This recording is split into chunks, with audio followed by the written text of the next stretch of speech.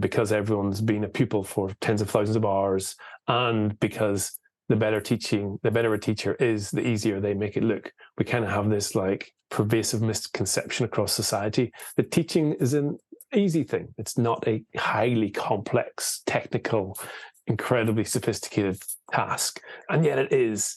It's incredibly technically sophisticated and challenging, and it's hugely important because its civilization rests on its shoulders. And so we kind of need to somehow get to this point where we open society's eyes to this thing, because otherwise no government is ever going to have the kind of mandate they need to invest proportionately in education. Welcome to Rethinking Education. Education's critical friend. Peps Mccrea, welcome to the Rethinking Education podcast. Exciting to be here. Feeling is mutual. So let's start with evidence snacks. In case anybody hasn't heard of it, what is evidence snacks? Yeah. So I really enjoy reading like the evidence, reading research related to teaching and learning. And it's spent, 4 years I've been posting like what I read on Twitter, but I'm aware that not every teacher is on Twitter. And also that the stuff that I share on Twitter, the algorithm, has its way with it, and random people see it, and all of that is out of my and their control to a certain extent. And so I have, I've been tracking the rise of the newsletter over the kind of last few years, and thought, hey, that's maybe an interesting thing to play around with. And so, just in January, decided that I would commit to writing a very short, ultra concise, typical Peps style email once a week to help teachers to keep up to date with the evidence. And that's pretty much it. It's been fairly well received. Lots of teachers say, oh, this is really useful. It gives me something to think about. It helps me keep up to date. It doesn't take too long to read. It's always a big one. Yeah. And I like the diagrams. The diagrams seem to be like a valued part of it as well, which is a bit of a surprise. Yeah, you have an eye for the visual side of things for sure. It looks great, and to my mind, it sets the standard for newsletters. I haven't seen a newsletter as good as that one, and as you know, there are many newsletters flying around these days. It looks great, like you say, it's punchy. I like how it explores a theme over a few weeks, so it doesn't just feel like some random thing that drops into your box every week. I remember there was one thing that really struck me. It was in one of the early ones, early-ish, I think, when you were talking, and we'll maybe come on to this later, but you talked about how professional development needs to include time for people to think about habit change, right? And you actually need to bake that into the time that you're spending in a PD session. If you're not thinking about how people are going to change their behaviors and how that's going to be sustained for the long term, there's no point in doing it, or there's little point in doing it. And that is something that just, I hadn't seen it expressed so clearly as that before, but habits have become much more central to my own thinking in recent years through the work that I've been doing around implementation. Because, habitual behaviors, people are creatures of habit, right? Like we do the same stuff at the same time almost every day. And in schools, even more so, right? Because they're such regimented, timetabled places. And so when you're talking about school improvement or professional development, people's often unconscious habitual behaviors, that's the raw material that you're working with, isn't it? And unless you're grappling with that and thinking about how do we dial down undesirable stuff, dial up more desirable stuff, and sustain that for the long term, then we're on a hide into nothing. And so it's great to see that you're on that journey as well of thinking about things in those terms and just expressing it so clearly. That was an absolute zinger. Yeah, just three things to pick up there. I think, really interesting on the habit piece. The first is that there is a certain amount of irony in that I'm at least aware of, in that I bang on a lot about the kind of essential ingredients for professional development to be effective, and yet things like evidence snacks really don't do a lot of the like those essential ingredients. So they don't have like rehearsal built in, for example. However, one of the reasons I was so excited to do a newsletter is because it's kind of like a small drip feed experience that happens every week, and so you can create some of like the kind of nudges and cues that are required to change habits slowly over the longer term. And I think habits, I absolutely agree, like habits are a huge piece of the puzzle, not only because schools are a very routine kind of place, like you say, there are timetables in action that we kind of follow, but also because teaching is so complex that it's just not possible to operate until you've automated like vast swathes of your practice. This is really why teaching is so hard in many ways to begin with. It's just the same as like trying to drive a car. It's a nightmare to begin with, trying to like do the gears and the accelerator and drive and the indicators, look in the mirror. It's just like cognitive overload all over the place. And teaching is exactly the same. And so the only way we get to a point where we're able to survive the classroom and then go on and potentially thrive in the classroom is when we automate loads and loads of that stuff. But of course, like you say, whenever we automate things, whenever they become a habit, they instantly become much harder to change. Yeah, for sure. So I think that we will circle around to that almost certainly, maybe several times in this conversation, because it's such a big one. But just to come back to the newsletter, if I may, sure. I was wondering about sort of how long it takes to put it together, and also like how far ahead you plan, because it seems like if you, for example, you've written this series of 4 books that we're going to look at today, and when you've got a book, it sort of has an end in mind, that you're going to write this book and it's going to end.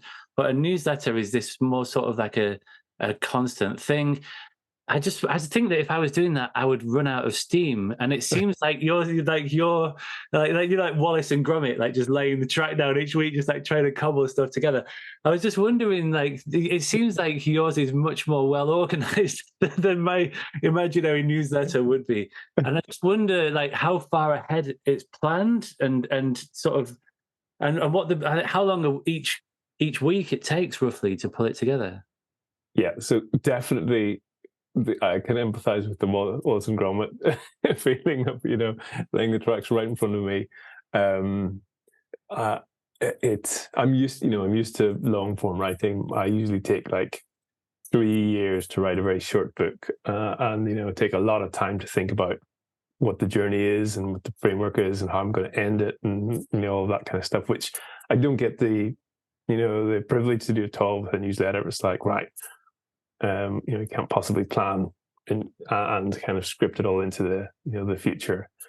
And so yes, it's very much probably I'd say like I write them week by week, so I'm not ahead at all ever, except for this week because I'm going on holiday next week, and so I had to do 2 in 1 week for the first time ever. I will have an idea of kind of the upcoming topics that I want to talk about, but only a month or so in advance, because I kind of try to organize it around these like series, as it were, 3 or 4 newsletters around the same theme. And when I started, there was definitely a little bit of anxiety around, oh, am I going to run out of ideas? Is this possible to write about, teaching week in, week out? But recently I've kind of been reflecting a little bit on that. Emma actually asked me, she was like, Peps, are you going to be able to keep going with this? Are you worried about it? Just the other night, actually. And I said to her, look, I'm basically getting to the point now where the kind of, I've got a document where I just list ideas for the future as well. And so the number of ideas for the future is growing faster than the number of weeks that are passing. So I've kind of, passed the point pretty much of no return. I'm confident that there are going to be more than enough things to talk about. And so that's not a worry. In terms of how long it takes, longer than I'd like. it takes pretty much the most of a day to do one. All right, and we're talking about what, like a 500-word email here? Like that's crazy. That's an insane use of time. But I think, we get every week 10,000 teachers read it, and so it feels like it's a good use of my time, to be honest. Yeah, for sure.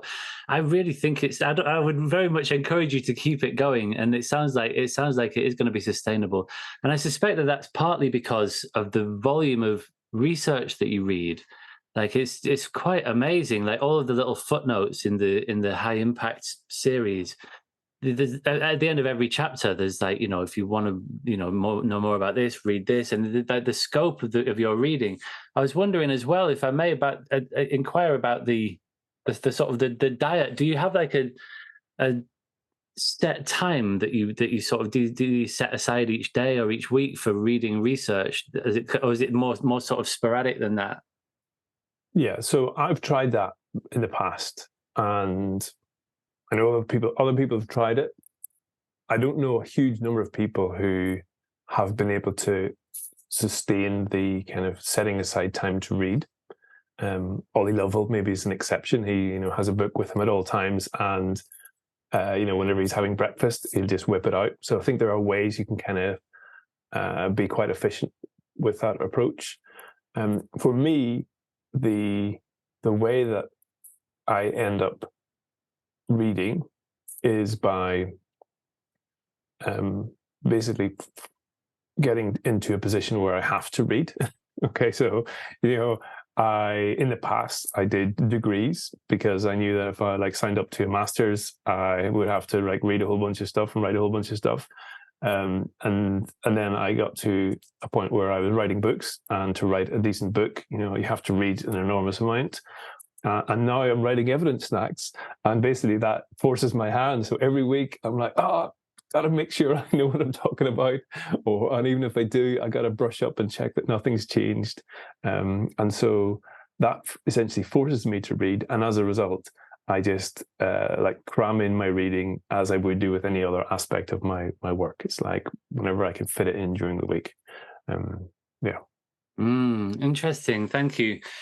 And so I want to ask you one more thing about your process, Sure. if I may, before we get into the content, which is the concise thing. So you describe these books, this series of 4 books, you refer to them as the high impact teaching series, and you describe them as ultra concise. They're very short. They're designed to be read within an hour or so. You have sort of quite a sparse prose style within that. Like you tend not to be too many very long sentences. You talk about how in one of them you say that you exercise restraint in exemplification. So you try not to, to embroider things with too many examples. So what is ultra concision? What's your how do you think about this? Where did this come from, and why did you decide to go down this route? Yeah. Okay. So there's a kind of a few answers to that. A big part of the answer is that I am very much an engineer in my head. Okay, that's really how I see the world. So before I became a teacher, I trained as a mechanical engineer. Right, that's interesting, because the metaphors that you draw down are often about, you talk about mechanics and dynamics and economics, and it's very mechanical. Yeah. Right. But it works, though. I think it's an appropriate set of metaphors to use. Yeah. So there's kind of 2 things. So firstly, engineering is a really powerful discipline, wonderful, as at least as powerful as science. But it does very different things. Engineering doesn't discover new stuff about the world, but what engineering does is it solves problems highly effectively and efficiently using insights from science, using ideas that have been discovered.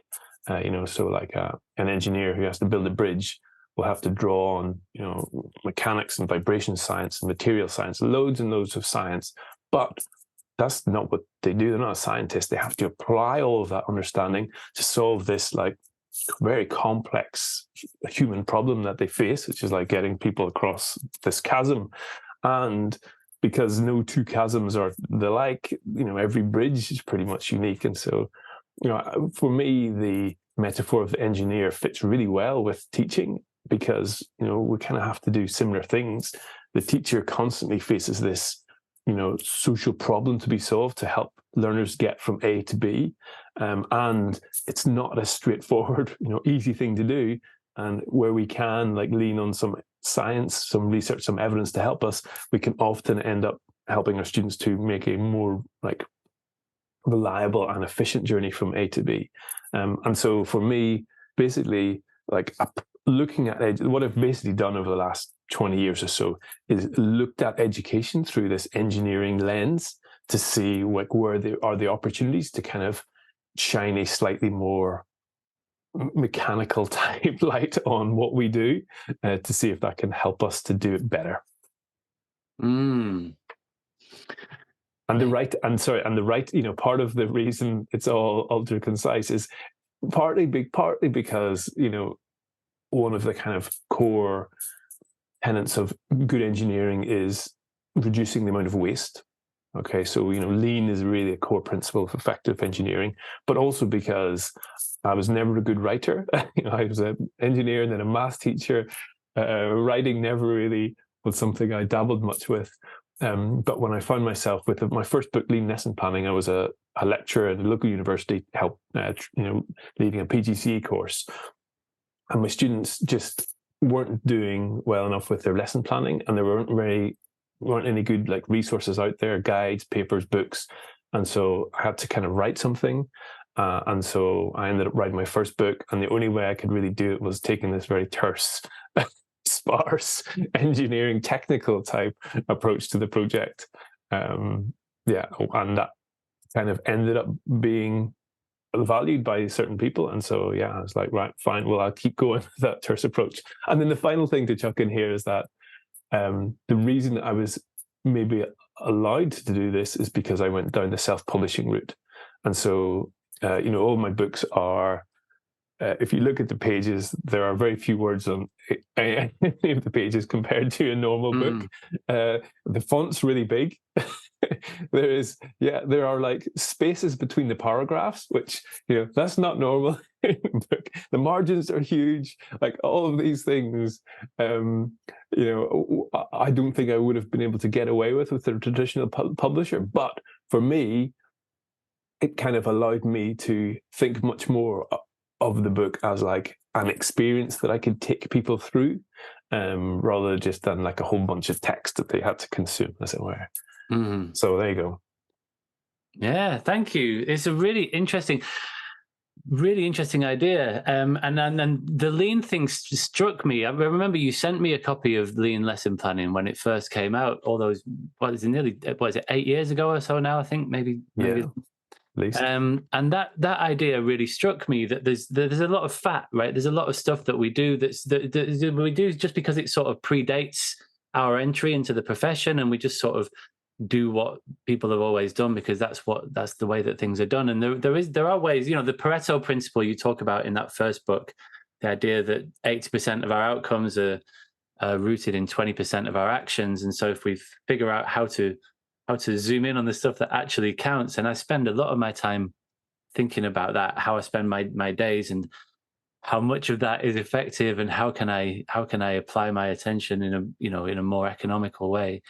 So thank you for that. So, although having, the fact that you have written 4 of these, I think that there's a case for saying that what you've actually written one very dense tome in 4 chapters, essentially. Or one not very dense. Well, it depends how you describe dense. If you were to take all the words in those 4 books and put them into a normal book, it would still be a very long pamphlet.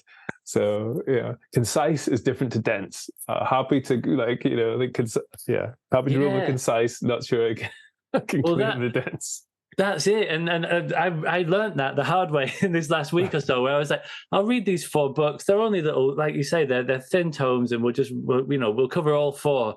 And then I was like, oh my goodness, I think actually we're probably going to spend most of our time today just talking about one of them, which is the third one that you wrote So just for the benefit of people who haven't come across this series before, the first one is lean lesson planning that we just talked about. Really sort of an economical approach to thinking about how to plan lessons in a more agile way. And then there was memorable teaching, which is often, for me, that covers lots of quite familiar ground. But really captures, it's a brilliantly written sort of summary of lots of the stuff that people have been writing about in the last 10 years or so around cognitive science and the architecture of memory and so on. The third one is motivated teaching. And that one I just think is absolutely fascinating. And so we'll start there in a minute. And then the last one is developing expert teaching, which also I think is really interesting. And that's more about PD, professional development, and how we should rethink how we design professional development. And I think we'll get to that at the end of this conversation. But let's start with book 3. We'll dive into the middle. It's like, was it Star Wars? Is that what? Yeah, right. Yeah, exactly. The third one in the trilogy of 4. That's like Douglas Adams' trilogy. He wrote 5 in that trilogy in the end, didn't he? So this book starts with the core idea from the second book, from memorable teaching, which is that attention is the gateway to learning. Can you expand on that a little bit and explain why you think that is such an important insight? Yeah, so I suppose there are two reasons that kind of come together to create the case for us thinking hard about student attention and student thinking. And the first is that, I reckon there's fairly compelling evidence now that we can only think about a very few number of things at once. I think it was like George Miller in 1950s who did some very basic experiments on the kind of capacity of our working memory and found that on average we could hold in our minds between 5 and 7 very simple items, and they're basically like letters. But since then, it's become clear that if we are trying to hold in our minds anything more complex, or if we're trying to manipulate that information in any kind of way to connect it to something else we know, or think about it, or change it, or manipulate it, then the number of things that we can think about drops rapidly. And my read of the literature is that for the stuff we teach in school, our students can really only think about 2, maybe 3 things at any given time. And so really, in the context of school, student attention is highly limited. And yet, the other kind of side of the coin is that school is a highly information-rich environment.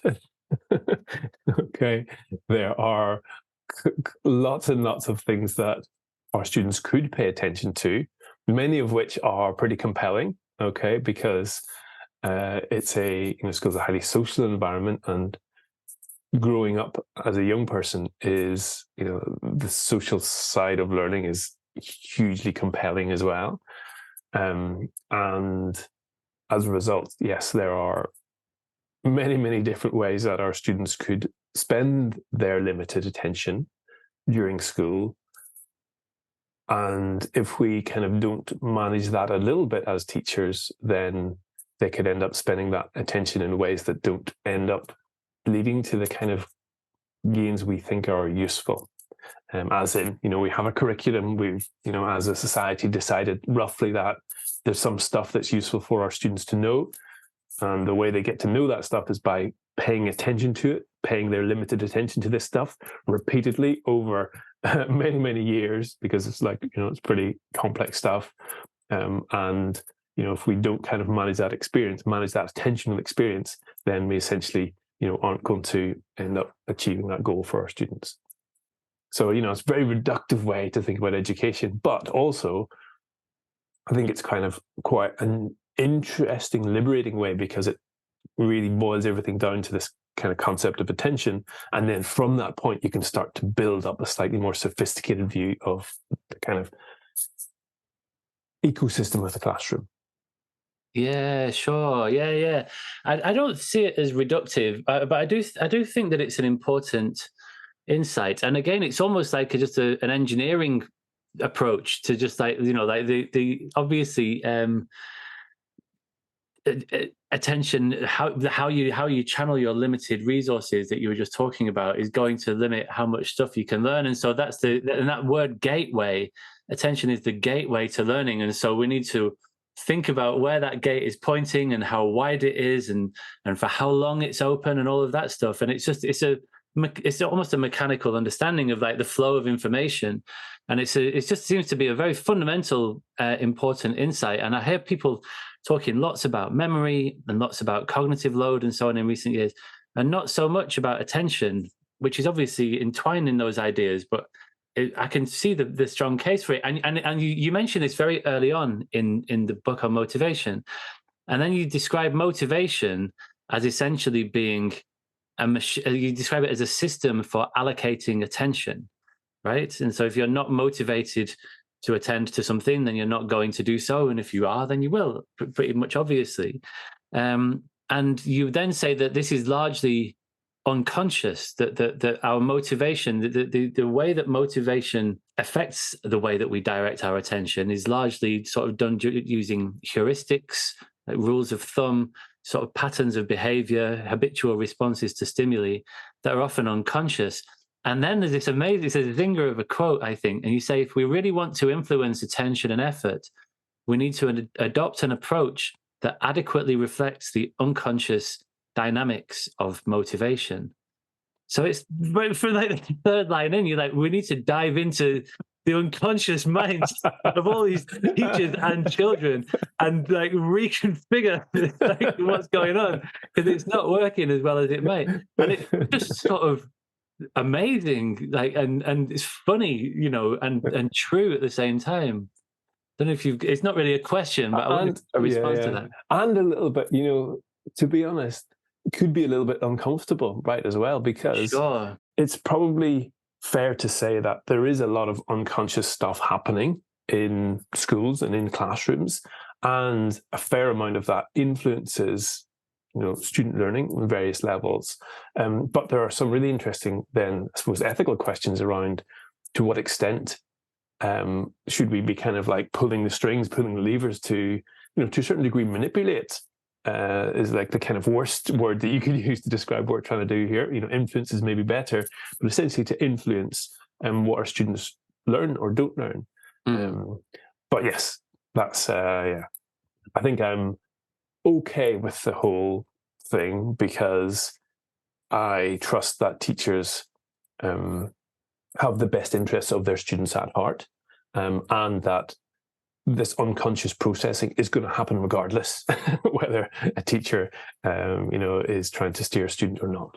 Right. Yeah, absolutely. And like I often talk a lot about oracy and about ground rules. So like using discussion guidelines to guide how people speak and listen together in groups. And there are usually heuristics or implicit ground rules or rules of thumb that are already in place, which are often not particularly healthy.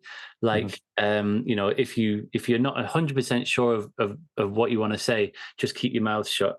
Or the opposite. If you definitely know the answer, you've got the competitive edge, and so keep your mouth shut again. Or like, don't contradict the most popular member of the group. There's loads of different ways in which people sort of govern themselves and govern one another's behavior in social situations, and not all of them are particularly functional. And so to replace those with rules of thumb, with heuristics that you think are going to be more helpful, I think that we're on fairly stable ethical ground. But there are some ethical questions that are thrown up here. And I spoke about this for quite a while with Harry Fletcher Wood when he was on the podcast talking about his book, Habits of Success, precisely because, we're using behavioral sciences, to try to influence people's behavior. And that can feel a bit uncomfortable. It feels a bit like you're playing God, and that you're sort of that you're using your understanding of what makes people tick, having read all this motivational literature, to sort of essentially sort of, I mean, you said influence. There were there were all kinds of words. Some people might say sort of like silently coerce or cajole or carol or corral or whatever. There's all kinds of different metaphors that we might use, but you're trying to shape what people do and how they behave without their explicit awareness that you're doing that. And so it does throw up some really interesting ethical questions. But this is what schools do all the time anyway, and what they try to do. Like, as a teacher, what you're trying to do is to influence your students to learn some stuff. If you didn't, they probably wouldn't do it. And so it's kind of like, I think we could probably do as a profession, being a little bit more open and explicit about that actually, a big part of the role of schools is to try and influence what students think and what they do, and acknowledge, like you say, maybe grapple with some of the ethical sides of that, get over that hill, and then try to do it a little bit more effectively. Yeah, sure. And actually, one of the things that you talk about, to skip right to the end of this book, you talk about meta motivation, right? And teaching kids the tools themselves of how all of this stuff works. And I think that that's largely how you can get around that ethical minefield, right? That you use these ideas in a transparent way. And I do this in my work with teachers as well. We talk about, if you want to move, for example, to more hands down questioning and like the stuff that people sort of, they know they should do, but they just automatically respond. If a kid raises their hand, they tend to respond to that kid. And it's sort of, how can you dial down that habitual response to a stimulus, and how can you help make it easier to make different decisions if you want to move to a way of being in the classroom that includes more kids in the discussion. Let's look at that transparently. Let's look at the levers for habit change, make it obvious, transparent, appealing, satisfying, and all that stuff. And I think that you can circumnavigate a lot of the ethics using that method. Yeah, and some people have asked me in the past, if you're transparent with students, does it limit the efficacy of these approaches? And there might well be some cases in which it does. I can't think of any off the top of my head, but I think that's probably a thing that we should be. That's one of the sacrifices we should be comfortable making. Right? It's like, actually, I'm willing to sacrifice you not having as efficient a journey in this moment for you understanding the kind of like the system you're part of, and having a little bit more agency in it over the long term. Right.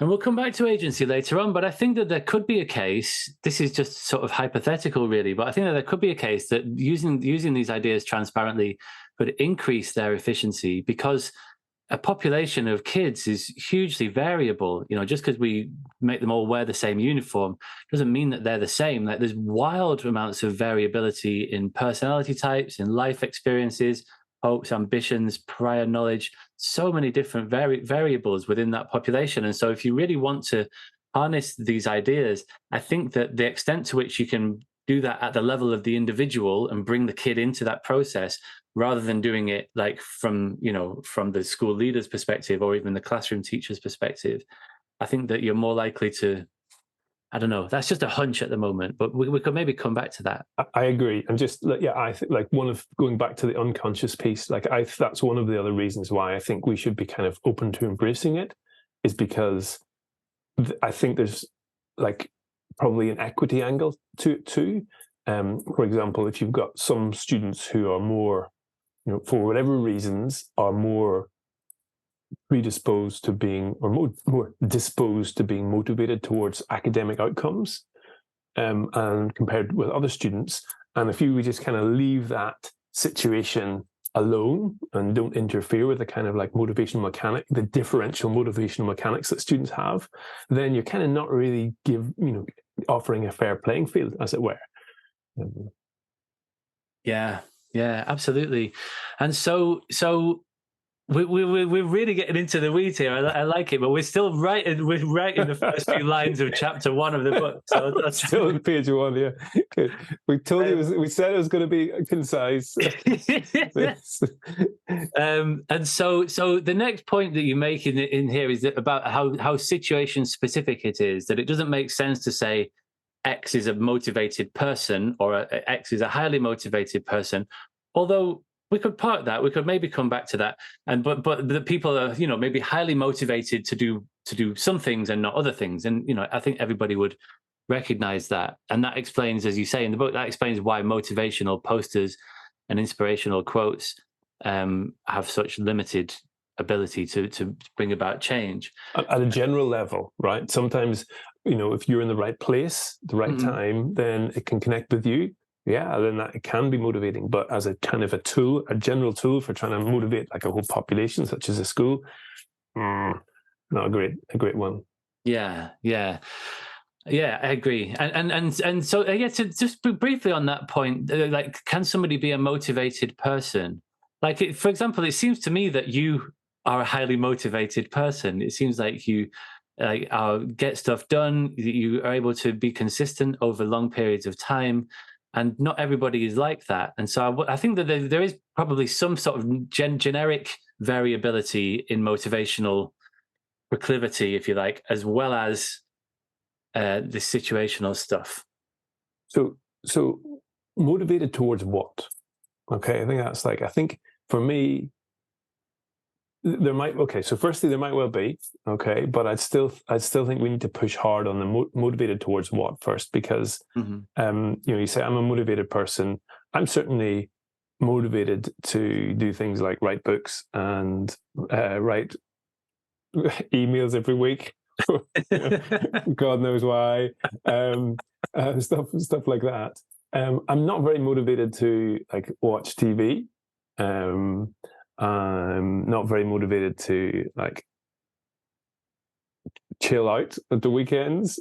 I think, whereas some people are really motivated to watch like loads of TV in the evening. And that's, I think like sometimes society kind of frames motivation as as being productive.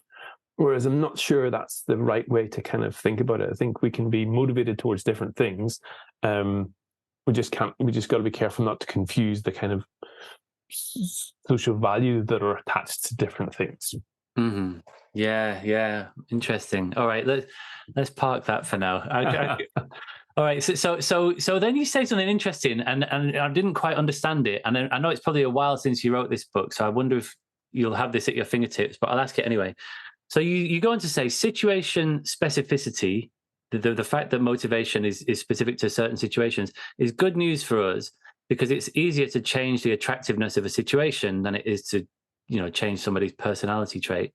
But it's also sobering, you say, because the attractiveness of a situation can be undermined by the nature of school. Does that ring any bells? Can you remember what you were thinking when you wrote that? Yeah. So this idea of it like not being a personality trait, I think is really empowering for teachers, because if it's not a personality trait, then personality traits, like useful just to say, are quite immalleable. Okay, quite resistant to change. Okay, so I'm sure you're aware of the literature, and this, James, is like you can maybe help people to change their personality a little bit, but it tends to regress back to their kind of original personality shape, and certainly over time. Whereas motivation, there might well be aspects of motivation tied up in that. So you might well have people who are a little bit more motivated than others in a generic sense. Okay, so it could be true, but it's not really. It doesn't really it's not worth knowing about that, because we can't do anything about it. Okay, so that's why it's not in the book, even if it's true. It's like, it's true, can't do anything about it, so let's not spend any of our attention on it. If it is something, if it's not personality trait, and it is actually a product of the environment, the situation, our perceptions of the situation, and our perceptions of the past situations we find ourselves in as well. So it's kind of like there's a historical memory component to this as well. if that is more true, then that's quite exciting, because we can, as educators, we can influence all of those things. We can influence someone's perception of their immediate situation. We can influence the reality of their immediate situation. And over time, we can influence the kind of like the memory of the situations they've been in. And so, that's really empowering. However, it's also quite sobering, because for a lot of students, school isn't all that like or learning in school isn't all that attractive a prospect in terms of allocating their attention. There are loads of people who come away from school every day thinking, oh, maths is really boring. I hate it. Or even worse, like school, I don't enjoy school. There's nothing there for me. And so I think because school is based on the premise that we're essentially trying to help people to learn stuff that they wouldn't necessarily learn of their own volition. If you just left like kids in society without school to grow up, from the ages of 5 to 16, without the kind of structure of school and the structure of the curriculum, they probably wouldn't learn all that stuff. They might learn some of it, but they certainly wouldn't learn all of it, because it's not that inherently exciting for people at that age. And as a result, basically, like the kind of dice are loaded from the beginning when it comes to motivation. The dice are loaded against us as teachers when it comes to motivation for those very reasons. Yeah. Which is why it's so important to try and understand it, because, like, for me, school is as much about providing a kind of supporting structure for instruction as it is about providing a supporting structure for motivation. I think that really, for me, like schools should take responsibility for the motivation piece. And I'm not sure, like, the discourse in society is quite at that point yet, or even whether it should be, but that's my perspective. Yeah. Well, this conversation is about that squarely. So, there's that at least. And that, you just preempted the next bit, the next sort of zinger of a quote from this introduction, where you say variable drive, the fact that this motivation is scattered and diffuse and varies, is something that we should expect, anticipate, take responsibility for, and turn up ready to tackle. As teachers, we must take a persistently proactive approach to building motivation for learning. And again, that's new. And just before we started recording today, you sort of said earlier, didn't you, that when you were writing this book, you sort of felt, I actually feel like I'm writing something that nobody else has really written about here. This is kind of new and it's important. And I agree. So that, you talked about the books I'd written earlier. So the kind of precursor to this was Memorable Teaching, which really, tried to pull together everything we know about cognitive science. And you kind of said, you're quite familiar with that stuff. And I think, the kind of core principles of cognitive science are very now familiar to certain sections of the profession, partly because the kind of cognitive science is a reasonably together field. Okay, there's a bunch of researchers who've been operating within a set discipline over decades to basically conduct experiments, gather empirical data, and craft theory. Okay, however, when you sort of stray outside of that, when you start to ask questions about so cognitive science does a good job of helping us understand how learning works from a very individualistic perspective, right? When you start asking questions about the kind of social side of learning, the motivational side of learning, the cultural side of learning, then cognitive science starts to find its limits in answering those questions. But when you start to ask those questions, you have to look at other fields, and there isn't just another field called motivational science or cultural science for teaching, and as a result, it's much, much harder to just find nice insights that are all kind of pre-packaged up, like they sometimes are in cognitive science, like retrieval practice is kind of packaged up. There's a name for it. Just the same doesn't exist for the social, cultural aspects. And as a result, I think we as a profession just haven't stumbled across those nuggets. And as a result, I had to go and try and wring them out of these different diffuse fields to try and assemble some coherence for us as educators. Yeah, sure. Well, you've done a very good job of doing that, I think. So let's move into these 5 drivers that you identify in this book, which you came up with pleasingly alliterative little phrases for. That must have been quite satisfying. So they are secure success, run routines, nudge norms, build belonging, and boost buy-in. I spent way too long on the alliteration. James. Like you can imagine, way too long. Too many man hours were wasted. Those are hours that I could have spent like reading research, helping teachers get better, watching TV. There you go. They work though. It doesn't seem like you had to get the thesaurus out or shoehorn anything together. It does work. It looks effortless at this end. And you make an interesting point where you say 2 common strategies that people associate with motivation are absent from this scheme: fun and rewards. And you make the point that that's because they attract attention to the fun or to the reward itself rather than the learning opportunity at hand, and that they are extrinsic rather than intrinsic drivers, which is language that people are probably familiar with, and we'll maybe come back to extrinsic and intrinsic motivation. You say that fun and rewards are simply not effective strategies for building long-term motivation for learning, and so you sort of disregard them.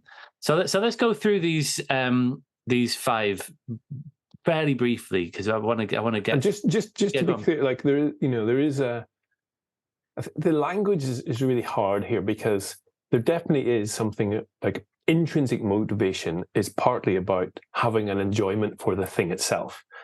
But that's like enjoyment and fun, I think we're kind of like, the way we conceptualize those 2 different ideas in education is a bit different. Fun, I think, for the way that we see in education is kind of almost a bit manufactured and tangential to the kind of thing itself. It's very rare that you get, teachers or learners talking about fractions being fun themselves, if that makes sense. It's usually associated with kind of like an activity that sits alongside the content itself. But I think it's really important to call out that one of the things we want to be striving towards is actually making the content, helping our learners to appreciate and value and find awe and wonder and satisfaction with the actual content of the curriculum itself. But that's a bit different than making your kind of lessons fun in a traditional sense.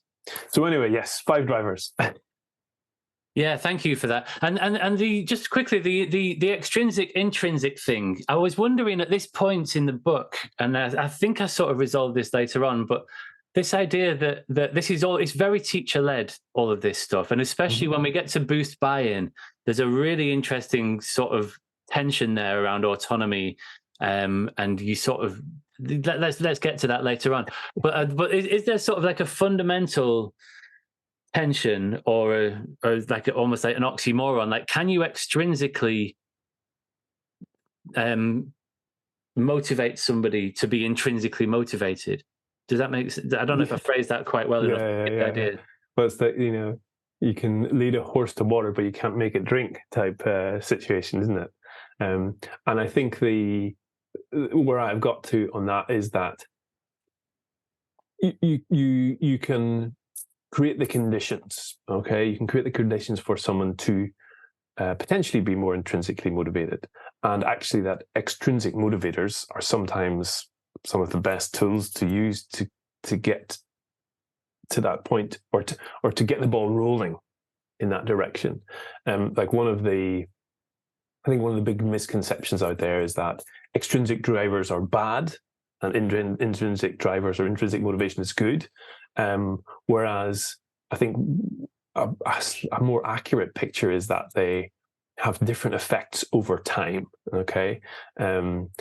Intrinsic motivation tends to be quite long lasting, right? If you're intrinsically motivated to learn math, then that kind of like hangs around quite a bit. It doesn't disappear all that quickly, but it takes quite a while to build to get to that point where you're intrinsically motivated to learn maths. Whereas extrinsic drivers such as bribery, if I could give you a Mars bar, or I could pay you £1 million right now, James, to like attend to something.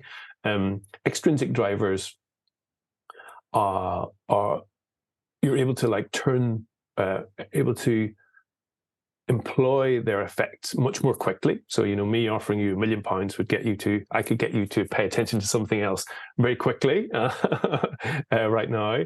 Or, however, the effects of extrinsic motivators aren't as persistent. Okay, so the minute I remove the chocolate bar, remove the teacher praise, remove the bribe of money, your motivation levels will essentially return to baseline. So it's kind of like a much more temporary state of affairs. However, what you can do if we're smart, what we can do as educators, if we're smart, is use that extrinsic motivator to get our students to a point where they're starting to feel some of the things that will help build intrinsic motivation, like success, for example. If you like bribe somebody enough to like do fractions to the point where they're like, actually, this is actually quite interesting, then you might be able to remove the extrinsic motivators and have a little bit of that intrinsic motivation in the works. Yeah, thank you. I think I want to come back to that again if we're going to have time later on when we get to. There's a really long list of things to come back to. I know. There is. Growing as fast as my ideas. I've got a master plan. It's all going to come together in a little pretty bow. So secure success, the first one. So I'll just share a few sort of the key ideas from this chapter for the benefit of listeners. So you talk about how motivation is heavily influenced by our anticipation of future success. That's a really key idea here. What you call expectancy, or what I often refer to as self-efficacy. What other people, the same sort of idea. To what extent do you think that you could be good at X? Yeah. And you point out that this makes evolutionary sense, that it would be, unwise to invest heavily in something that's unlikely to bear fruit. And it's heavily shaped by your prior success rate. And therefore, we should try to increase the success rate that people have in lessons. You talk about how expectancy is fragile. The risk of failure, obviously, in schools is ever present, and the costs of that can be high. Anxiety, ego death or ego damage, loss of status, people pointing and laughing, or whatever the imagined consequences might be. And repeated failure is like absolutely antithetical, isn't it, to motivation? If people get to be repeatedly found to be failing at something to the point that they say, I'm no good at Spanish, I'm no good at PE or maths or art, or just I'm no good at school, just this is not for me.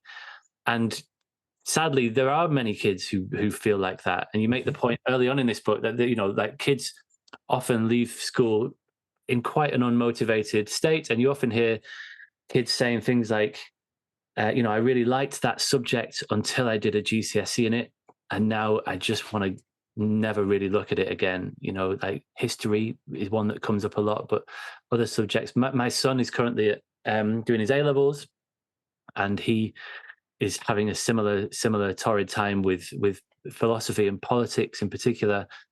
Two subjects that he's interested in, that he has an affinity for, that that he is curious about. But he says that the very fact that he's being given this stuff in a particular order, often in quite a dry format, just kills that sense of innate curiosity, and is making it very difficult for him to enjoy those subjects and to do his homework and to do as well as he otherwise might.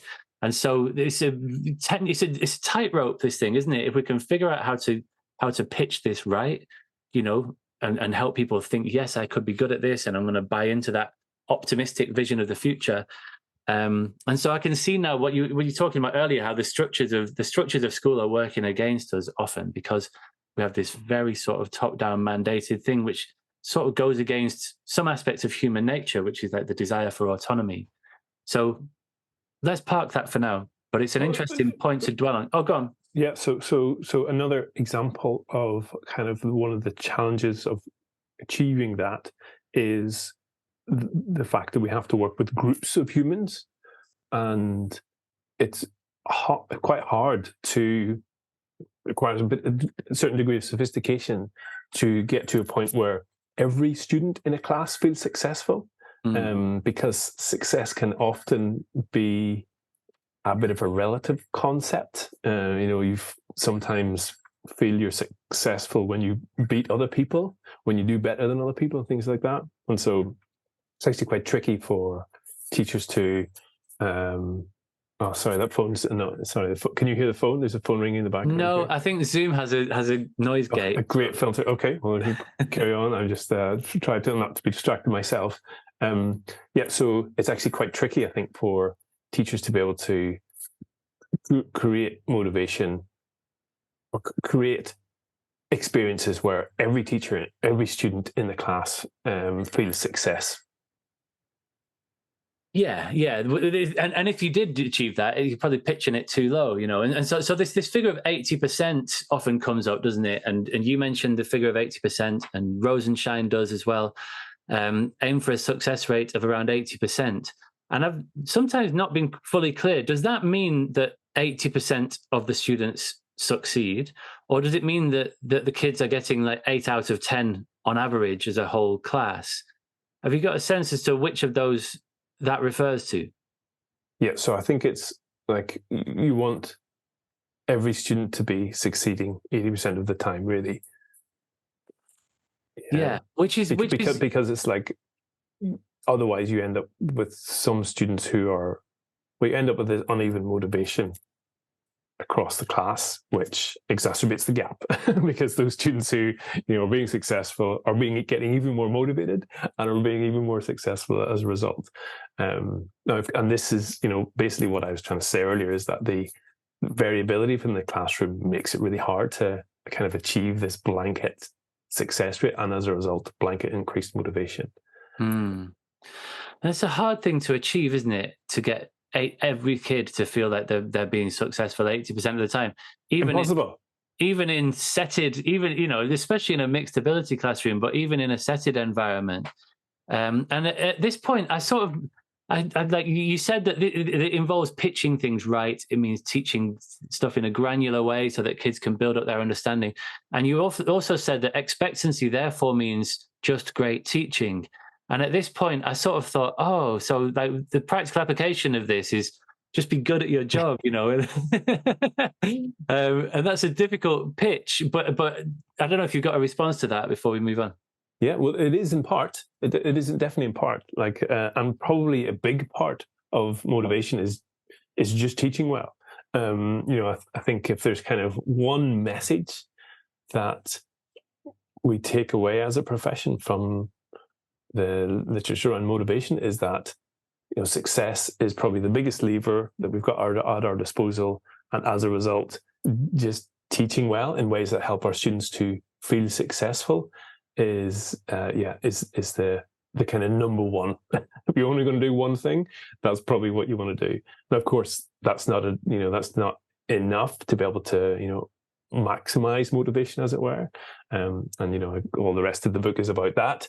But I think it's really important just to lay that out. If you don't teach effectively, then all of the rest of this stuff that you're going to try isn't really going to be all that effective. Yeah. And then just one thing on the 80% rule of thumb, which really is a very crude rule of thumb, but I think it does the job in terms of helping people to get the idea that you're generally trying to help everyone be successful a lot more often than not. An important nuance here is that in the very kind of early experiences that a student has, either with a new school or a new teacher or a new topic, they will kind of end up with it is proportionate and inordinate I think is the right word, view of success. Because if you have a really bad day on your first day with a new teacher, you're looking back on a 100% failure rate, right? Whereas if you have a great day, you're looking back on a 100% success rate. And so securing success in the early days is paramount. Whereas, if you've taught a student for, 5 years, you can, take more risks. And if they have like a day where, this doesn't work out and you're a terrible teacher and they feel it's been a failure, like that's only one day out of 100, and it's not going to make as big a difference to their kind of like overall motivation. So I think just important, like 80% is kind of in the middle, but at the start you want to have it even higher, and over time you can maybe be a little bit more flexible in what you're aiming for. Sure. Yeah. Thank you. And in your defense, there's more to it than just be good at your job, and that's the message of this book. There's a lot more to it there, and you do offer some more sort of practical tips. One of them being framing success, which is key, and that links to what we were just saying. Because for some kids, 8 out of 10 might be like, "Oh my god, I got 8 out of 10. That's amazing." And for other kids, they'll be beating themselves up about those 2 that they got wrong. Right.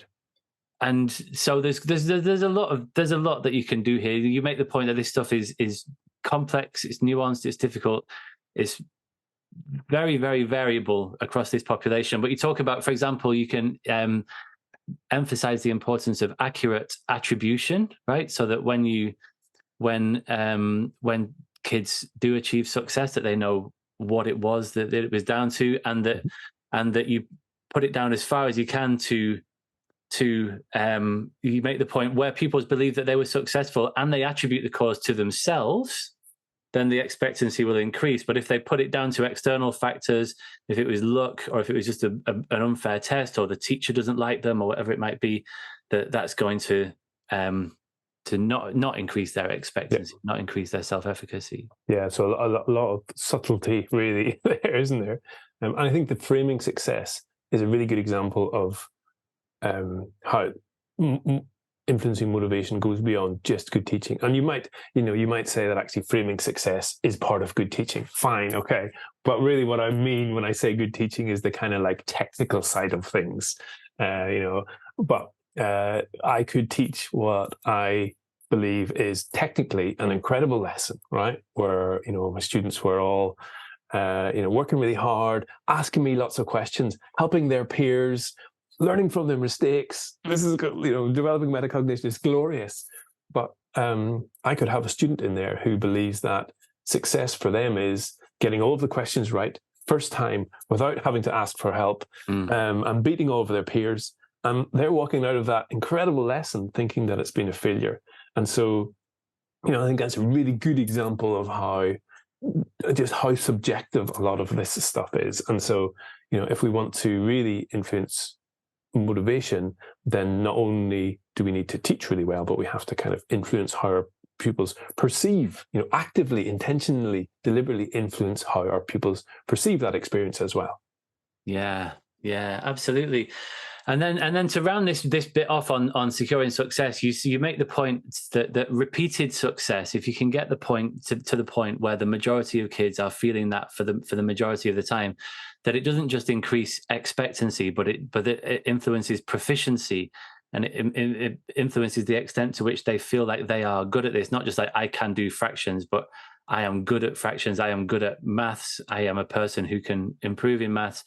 And this fosters all kinds of things: curiosity, fluency, and all kinds of things. You describe proficiency as the ultimate self-fueling engine of education. This is where we sort of enter into this like a virtuous cycle where kids can see that this is working for them, that motivates them to continue to go further down this journey. And that's the point at which we've reached that tipping point, and we've fired up that motor, and it's now going.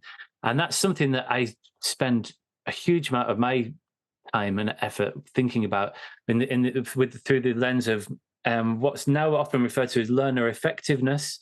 Right. Self-regulated learning, the kid side, developing the kid side of the equation, rather than the developing the teacher's side of the equation, or developing the pedagogical side of things. How do we help kids to get better at learning stuff? Not just like to get to measure the stuff, but the ability to learn effectively. And here you talk about scholarly identity, or what's sometimes called like academic self-concept. And this sort of links this back to this sense of moral purpose that we touched on earlier, that like if you can get kids to feel like they are proficient across a number of subjects, they might think, I am actually good at learning. I'm an effective human being. This is going to go well for me. And you say that this is incredibly difficult to achieve, but it's the greatest gift that we can give if we can. Mm. And I believe that.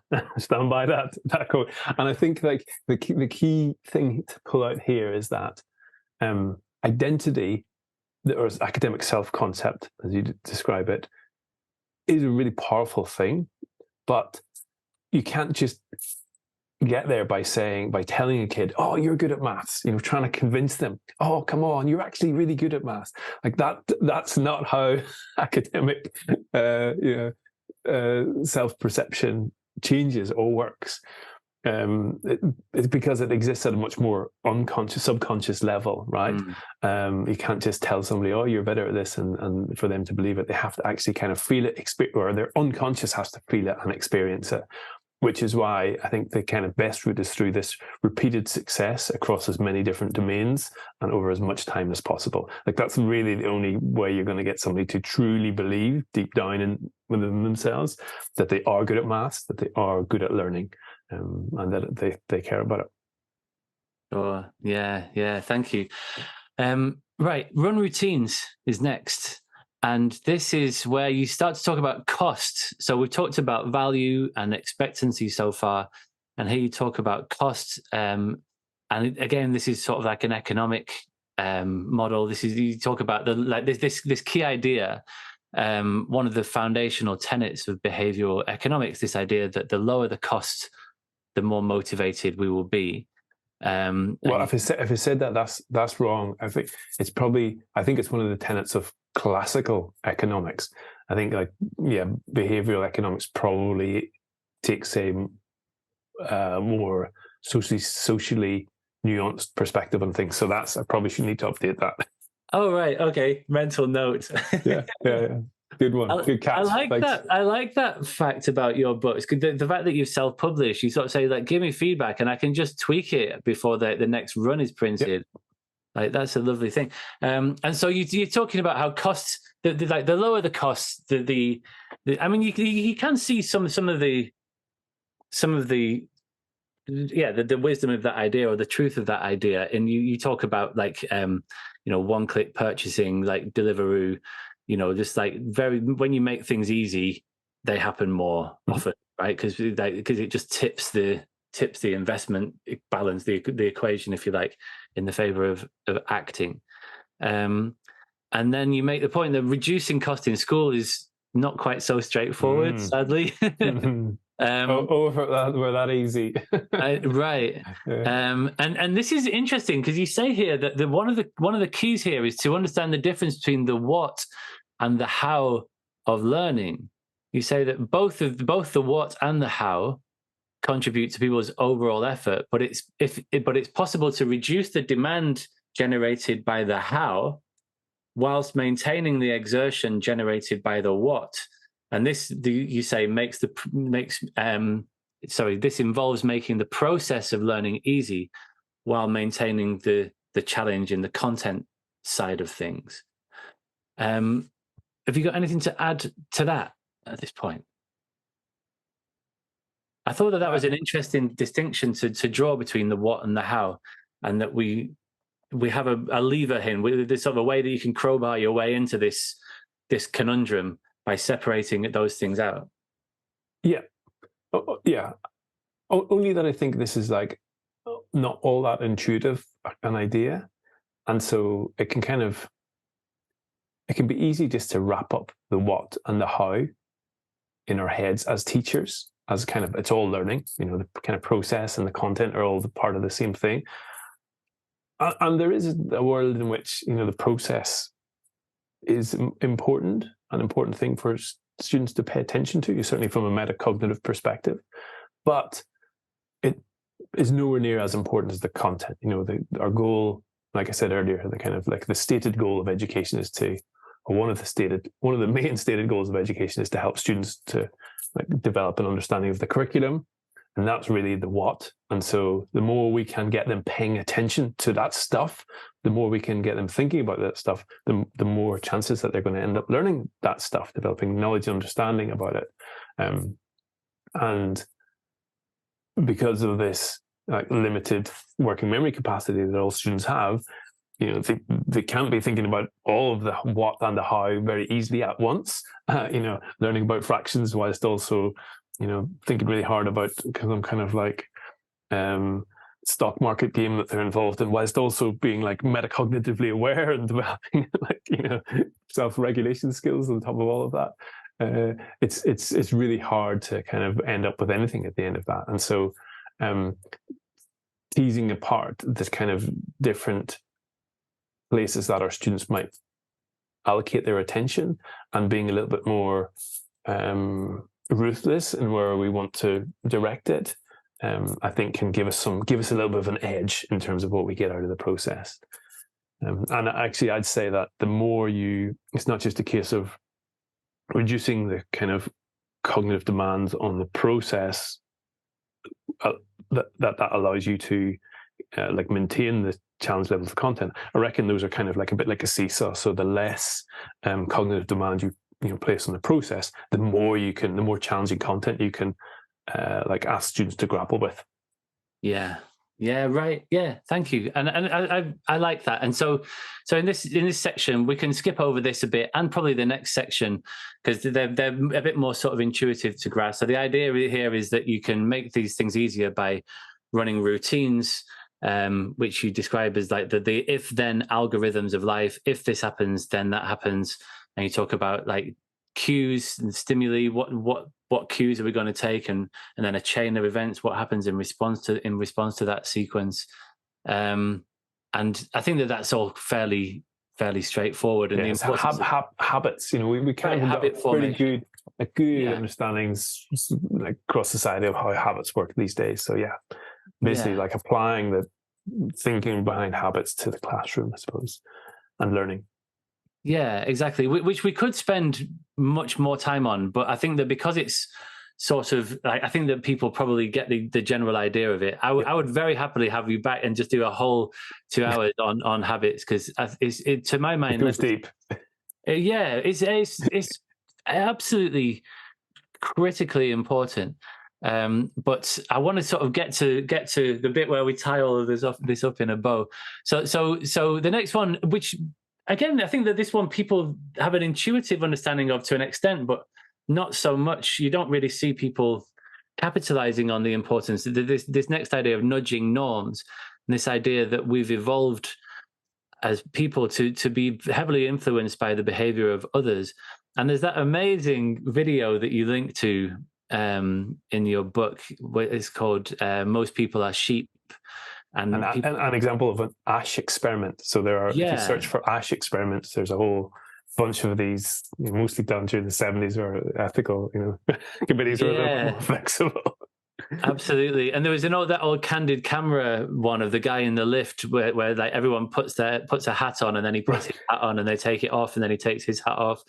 And then they all turn around, and the most people are sheep video. I have seen it before a few years ago, as I recall. And it's like there's a woman in a waiting room, and a bell rings, and everyone stands up whenever the bell rings, and then sits back down. And within 2 cycles, she's doing it. And then everybody files out of the waiting list of waiting room. And the most interesting bit is she's there by herself, and the bell rings. She's still doing it. And then the next person comes in, a properly like unsuspecting person. And then all this new bunch of like 10 people are all doing this, and nobody's got the slightest idea why. It's amazing. Isn't it just extraordinary? And it explains so much about society, right? Right. Absolutely. Kind of like you just pick up these kind of like culturally inherited norms and pass them on without really ever necessarily interrogating them or being intentional about what we do. Those Ash experiments are, I want to I want to spend the rest of my life just trying to understand like the implications of it. Right. It must have been really fun. Like you say, there was a slightly less ethical committees in place, social psychologists in the 1950s and 60s to just get up to all kinds of stuff. Darren Brown did a good one, I think, as well, using the kind of like, the norm influence as one of his experiments. Yeah. Okay, so let's get into that a bit. So you say that the norms that we hold predominantly arise from what we see, from our observations of others, and therefore to modify motivation, we need to change what our pupils see. And you talk about two things. You need to increase profusion, the proportion of pupils that appear to conform to a norm, and increase prominence, how visceral and memorable our sightings of norm compliance are. Could you share some, can you think of any sort of real world examples of what that might look like in practice? Yeah. So I can, we can talk about a couple outside of the classroom, which might be more visceral for us, and then we can think about it inside. So, you go to, say you go, you go to the theatre or the cinema. Everyone queues up outside, certainly in the UK anyway. That's a really straightforward example of a social norm. There's no signpost anywhere that says you must queue up here. And in other countries, they might not do that. That's not the way they might approach the situation. And so it was very much a kind of like, just like the Ash experiment, kind of an inherited way of behaving. Also within the cinema, everyone sits quietly while watching the film. And again, that's kind of like an accepted social norm, but it can be different in different countries and different situations. I think an interesting thing to think about is, in order to help us get a sense of just how powerful these kind of like forces, social forces are, is to think about the emotional feeling that you experience if you decided to try and like jump the queue. All right, so imagine everyone's queuing up outside the cinema, and I come along and whisper in your ear and say, you need to go and like jump the queue now. Like, you can almost feel like the hairs on your back raising immediately. Or if I said to you, you're in the cinema, I want you to stand up and start singing. Now, there's no reason why not. If you really like singing, you don't care about other people, you should just be comfortable standing up and doing that. But that kind of like the thought of doing that, the kind of deep emotional response that you get, gives you a bit of a sense of just how powerful social norms are. So, we have all of these, like in school, we have all of these like policies and rules and stuff written down, but actually, none of that kind of like is anywhere near as strong as social norms. And so where you have contradiction or conflict or tension between those two things, the kind of like stated explicit rules of a school and the norms of the group, the community, if they're not really in alignment, then kind of norms will overpower, norms will win. And so it is useful to have policy and rules and stuff in school, because that can, if we're sensible, can end up guiding the norms. But really it's the norms that are the thing itself that kind of dictates human behavior and learning as a result.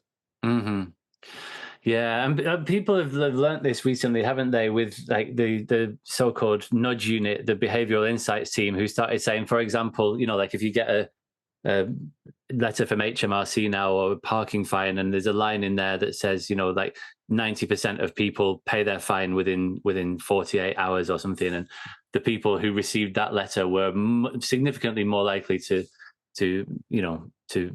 get online and pay their fine, right?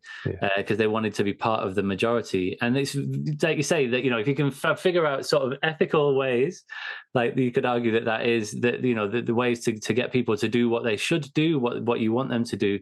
And you talk about a few methods for doing this, like peer shout outs, where kids are like at the end of a lesson, and you hear these appreciations that they do at lots of schools now, where like, I really just want to say thank you to this person, or I just want to recognize that they've done a really good job today. Ritual recognition, to identify, catch people being good, reward them, recognize them. There's a few other messages that you talk about, and you say that normative messaging seems to be more effective when it emphasizes what you do want to happen rather than what you don't, right? And so if you say, for example, there's quite an amusing example where like you say like, oh, everyone, this is terrible. Nobody handed in their homework this week. You're all really bad at handing in homework. And it's just a lot more likely to reinforce the problem that it is counterproductive. Right, to deter them from not doing it in the future, because they think, cool, those three mugs who did their homework like are in the minority. And they might be less likely to do their homework the following week. They're feeling, oh my goodness, I'm at risk of being ostracized from the group here. It's right. I'm the person who's jumping the queue. Yeah. Yeah, absolutely. So that's an interesting one, and it sort of links a bit to the fourth of your 5 strategies, building belonging. Could you just, I mean, instead of me sort of reading through this one, could you just sort of pitch this one? Why is building belonging central to motivation? So you talked about the nudge unit, like sending people letters, and on the letters they added, 90% of people recycle, and it increases the chances that people end up recycling. However, they did another experiment where they said 90% of the people in your street recycle, and the results were even more impactful. And so basically there's like the norms, the effect of norms is mediated to a certain extent, or is dependent to a certain extent on our sense of belonging with that group. So, if we take the kind of neighborhood street example, if actually you don't really feel like you belong to the kind of crew in your street, if you really don't identify with them, if they're all like, completely politically opposed to your views, and the different age, whatever it is, just a completely different community, then actually that letter is not going to have anywhere near the same strength. Okay, whereas if you feel like really part of that group, really part of your street, then it'll have a massive effect on you. You're like, oh wow, everyone else who's kind of like me, who's part of the community that I feel like I belong to, is doing it. Then that's that feeling of like jumping the queue at the cinema becomes even stronger. And so the more we can in school try to build students' feeling of belonging, the stronger that the kind of social norm effects will be in school. Like I suppose the thing to call out here is that as humans, as a very social species, we organize ourselves into groups anyway. Okay, that happens naturally. We just left to our own devices, we do that. However, we sometimes organize ourselves into groups in a very superficial manner, just by what you look like, often, gender, skin color, things like that. And that's not always that productive. And so this is a good, harking back to the kind of like equity, social justice aspect of some of this stuff. I think there is like a strong case to be made for actually trying to build a sense of identity and belonging across different groups within school, to help kind of bring people together and allow everyone to feel included, and as a result feel more motivated, because the social norms have a effect on everyone in that way. Yes, thank you for that. And again, there's some practical ideas in this chapter about how to build belonging, to establish like a unifying purpose, a clear agenda for the group. Like, we're going to do this together. We're going to smash this exam. We're going to, try and be the best, or whatever it might be. I know that there are some schools that have that as their whole school ethos. Mm-hmm. Like, this is the way that we are here. Developing a shared identity. And encouraging personal connections, right? So that the kids feel like they are like the other kids in their class, and that you find ways to engineer those conversations, or to allow opportunities for those conversations to happen, where they realize that they have common ground, and that they feel like that they are part of a collective, part bigger than something that's just them. Yeah. I like it. And now let's get to this more thought one. Oh, go on. Final nuance around that piece is that the kind of spell gets broken even when one person kind of falls outside of like the social norm. So, we talked earlier about the kind of queuing up outside the cinema. The minute you have one person like running down and trying to push in, all of a sudden your brain goes, oh, should I be trying to do that? So it's like, early on, you talked about one of the messages I had is like pushing for 100% adoption, really where you can achieve that, supercharges all of this stuff. If you can't, it just makes it much less effective. So, just a kind of plea for that, trying to be, push for it and do it properly the whole way. Yes. Yeah. Thank you. It's an important point. Thank you. Right. So boost buy-in. This one's more thorny and good.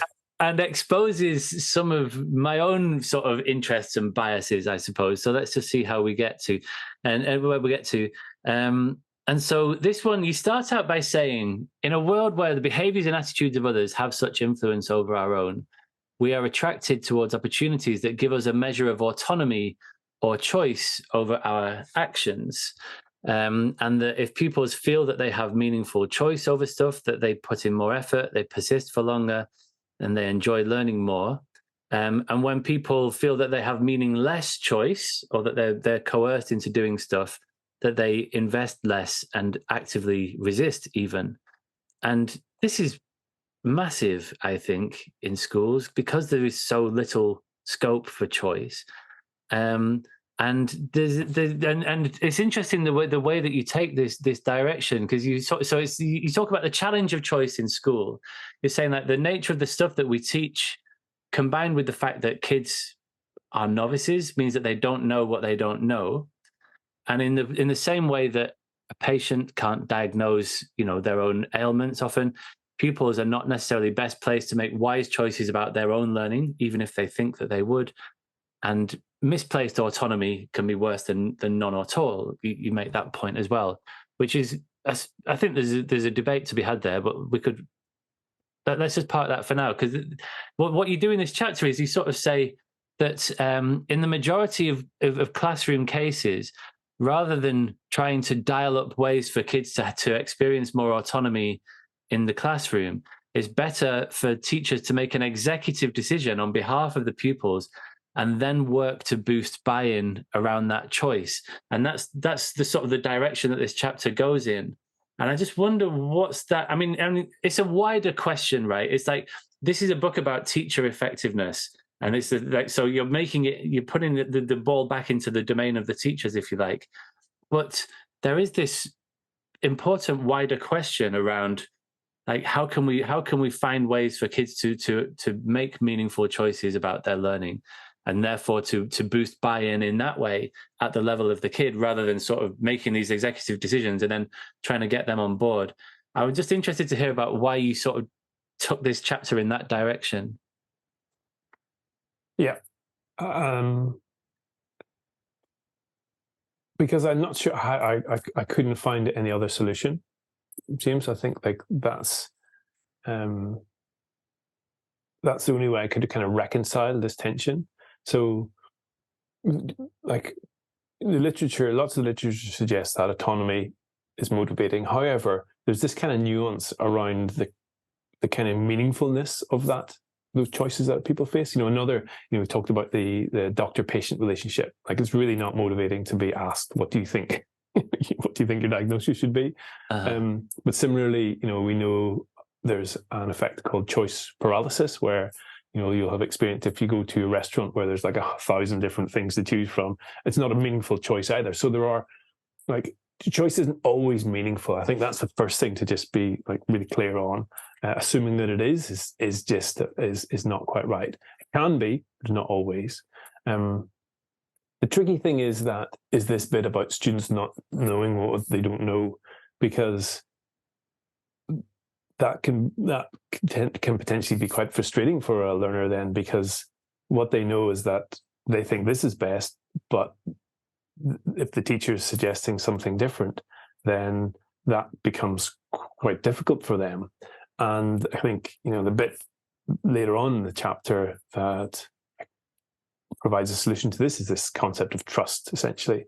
And so, it's a bit like the kind of doctor-patient relationship. You're really only happy letting the doctor make an executive choice for you because you trust them completely. And the same kind of needs to be true in schools for all of this to kind of operate and work.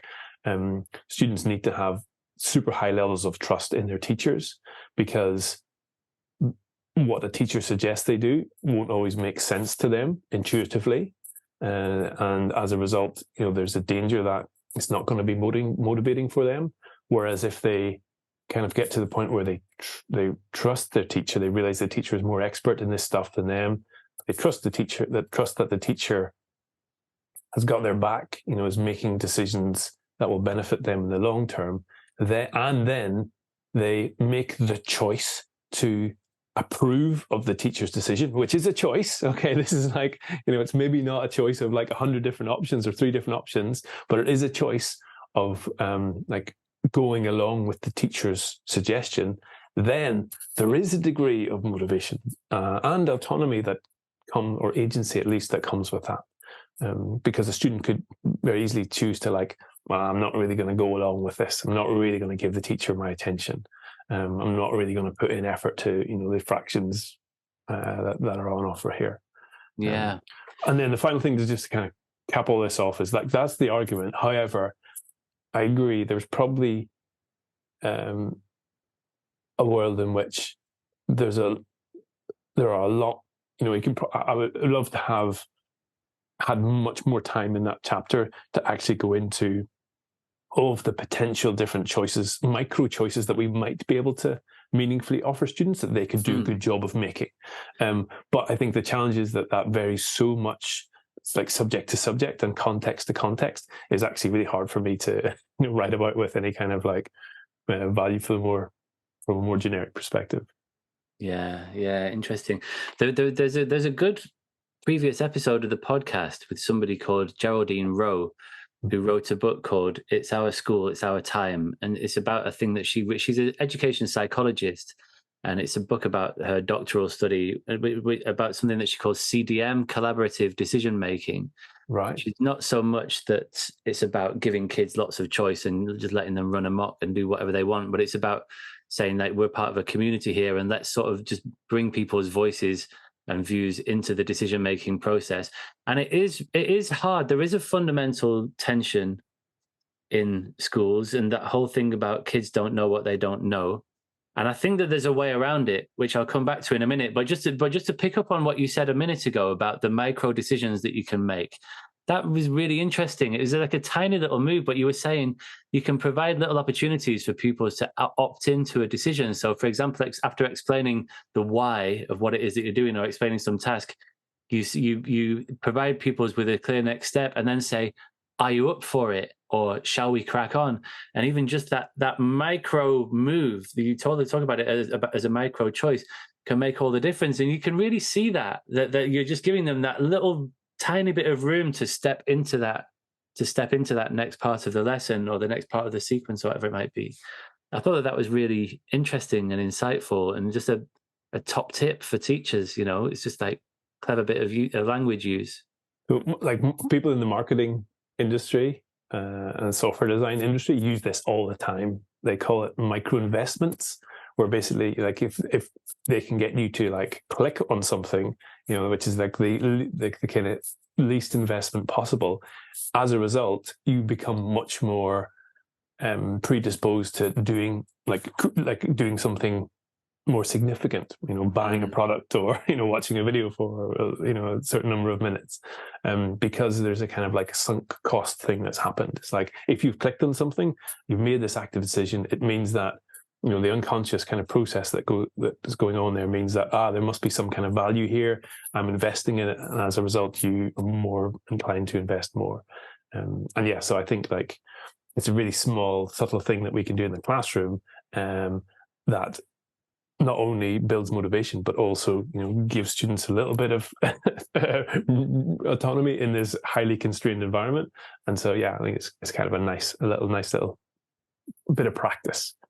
Yeah, I like it. And I think that within we're talking about the highly constrained, highly restrictive school environment, and that is definitely true in the context of subject teaching, right? That you need to have an expert teacher. I totally buy that whole thing, that you need an expert teacher, really knows what they're doing, who's thought about how to sequence knowledge, who's thought about all of this stuff, the content and the process, and that you are on their bus, right? And they're driving that bus, and that makes sense to me, right? Like, and I'm totally down with that.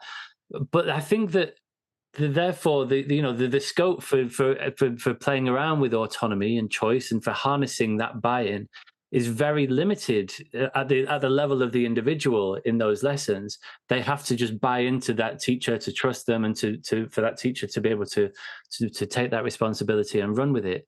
But this links to, the work that I do around learner effectiveness and learning skills and what have you, where there's been this debate that's been raging for years, where some people say, like, the debate is essentially, can you teach these sort of habit skills, these learning dispositions, the ability to be more sort of curious, engaged, to be better at searching for information on the internet, to be able to carry out an independent research project, to get along with people that you might not like very much. There's loads and loads of sort of behaviors and habits and dispositions that give somebody a proclivity towards being an effective learner, an effective human being or not.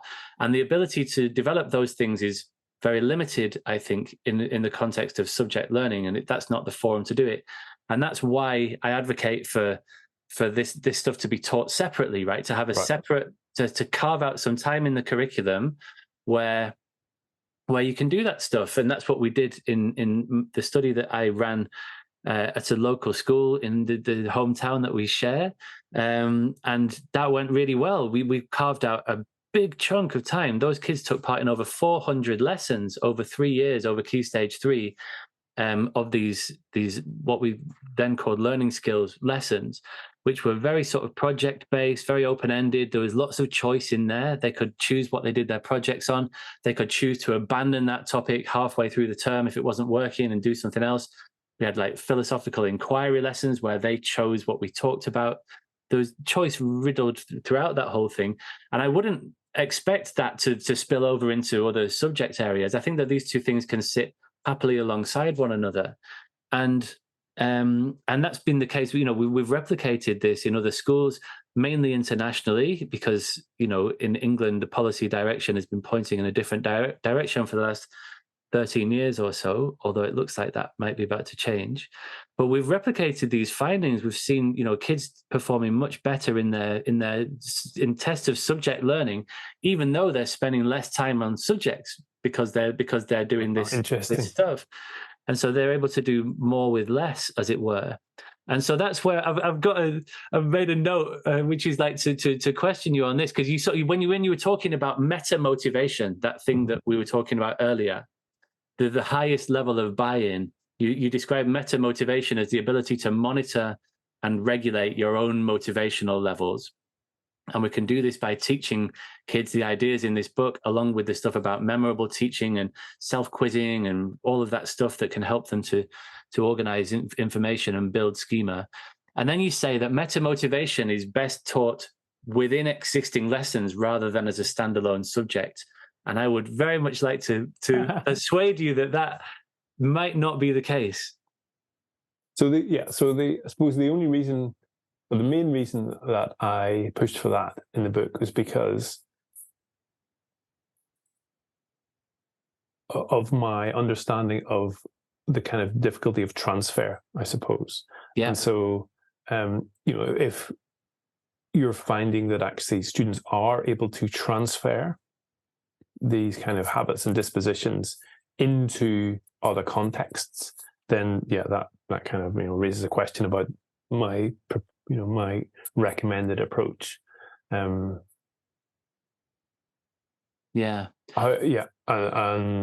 that does then there is a bit of a tension in some of the literature which suggests that these things often can be quite domain specific. But then there's a tension in the whole kind of in my whole book in that respect as well, because it's domain general.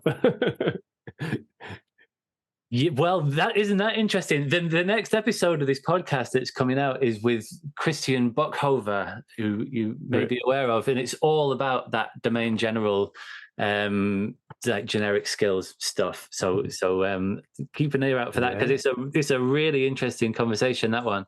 And transfer is the key. Totally, like transfer is the key. And if the habits, the knowledge, the skills, the dispositions that you develop in that learner effectiveness classroom don't transfer out into the wider world, into other subjects, then what's the point?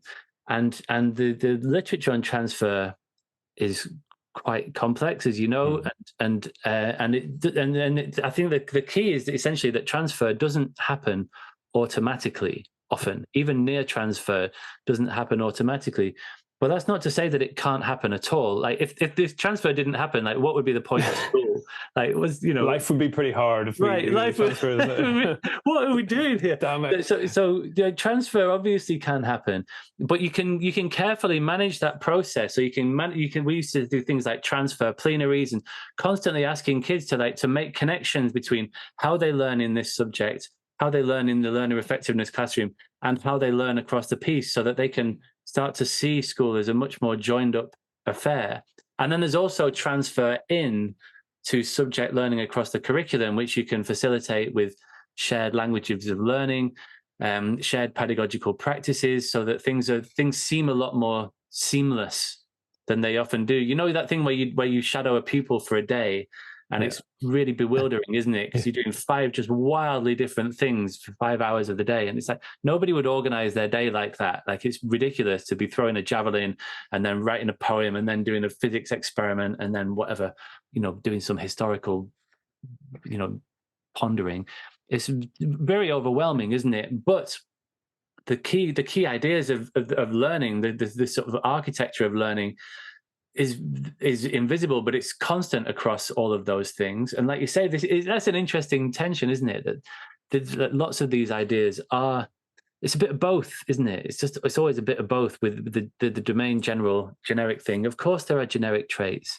It's ridiculous to say that there aren't. And I think that one thing, the thing that really worked in the work that I've done, is the special sauce, the thing that lubricates that transfer, is oracy and the confidence that comes through oracy, because that's like, it's not just, people sometimes talk about oracy as speaking and listening skills, but it's way more than just speaking and listening, and it's way more than skills. Like, it's totally transformational. Like, if you teach a kid how to speak and listen effectively at the front of a room, how to deliver a knockout speech, how to take part in a debate, but most importantly, how to get along in those micro discussions, how to talk to a stranger, how to make small talk, how to get along with people, how to overcome conflict.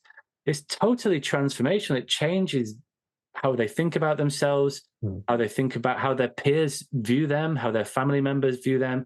And that stuff does transfer like wildfire. That confidence, that sort of can-do attitude is hugely motivating, absolutely massive. And that, I think, is much better served. Like, you could have 10 different subject teachers teaching oracy skills, but it would be an inefficient use of time, I think. I think it's far more effective to have that stuff developed in a learning to learn classroom, and then, have shared practices across the piece that allow that transfer to happen effortlessly. Great. Not a question. So I realize. Well, I got a question for you. If you have a question. Yeah. So, say you've done